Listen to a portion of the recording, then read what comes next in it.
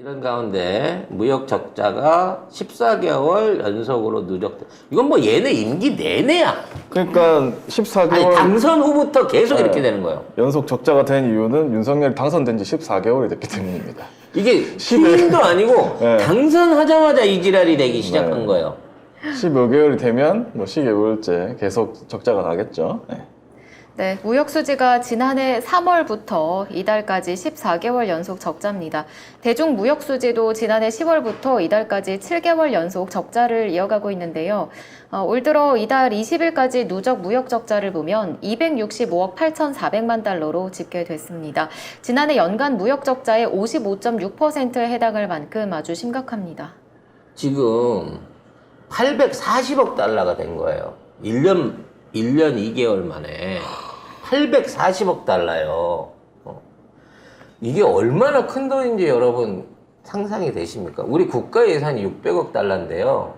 그 돈이 훨씬 차고 넘치는 돈을 지금 해외에다가 손실로 날려버린 겁니다. 우리가 보유와 외환 보유고 얘네들 뭐 4천억 달러 있다 뭐 이 개소리 치는데 국가가 무역 적자로 800억 달러를 날렸는데 500억 달러밖에 외환보유고가 안 줄었겠어요, 우리나라가?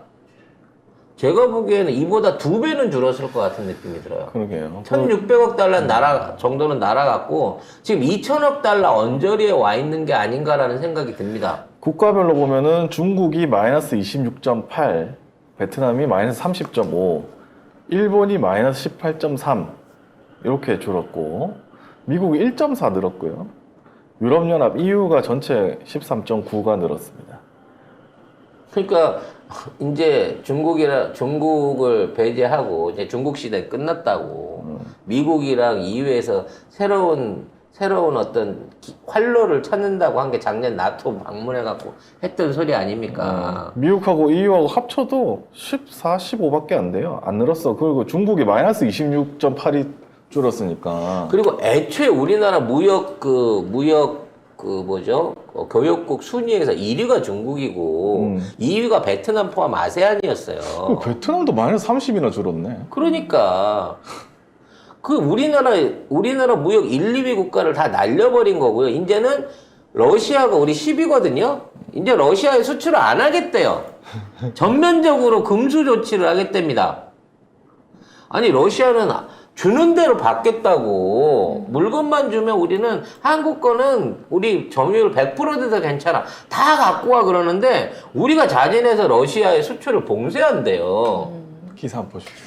네, 정부가 군용 목적으로 전용 가능성이 큰 기계, 자동차, 화학제품 등 741개 품목의 러시아 수출을 추가로 금지할 예정입니다. 산업통상자원부는 러시아와 동맹국인 벨라루스를 상대로 상황 허가 품목을 기존 57개에서 798개로 확대하는 전략물자 수출입 고시 개정안을 오는 28일부터 시행한다고 합니다. 아니 무슨 물품을 수출을 하던 거 몇 개나 된다고 그거를 금수 품목을 12배를 늘립니까? 이러면 아무것도 안 팔겠다는 거지. 이러면 기업이 살아남나? 다 죽을 텐데 진짜. 우리나라 기업 다 죽을 텐데. 지금 러시아는 꿀이에요, 꿀. 우리나라 무역 흑자 1위가 중국이었고 2위가 러시아였다니까. 러시아는 우리한테 아무것도 안 팔아.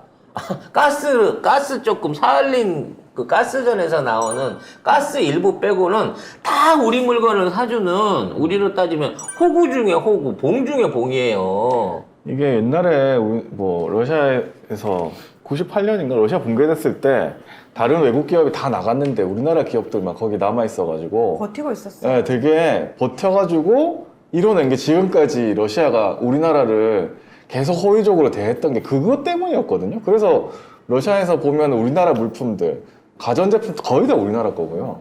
보면 차도 우리나라, 핸드폰도 우리나라 되게 많아요. 그러니까 근데 우리가 진출하기만 하면 러시아 안에서 50% 점유율 이상을 차지하지 않은 품목이 없어요. 초코파이, 그다음에 뭐 팔도 무슨 도시락, 라면. 자동차, 보일러 이런 거는 그냥 우리 한국제가 세상에 하나밖에 없는 줄 아는 국가가 러시아예요. 근데 그런 러시아를 왜 건드냐고 미련하게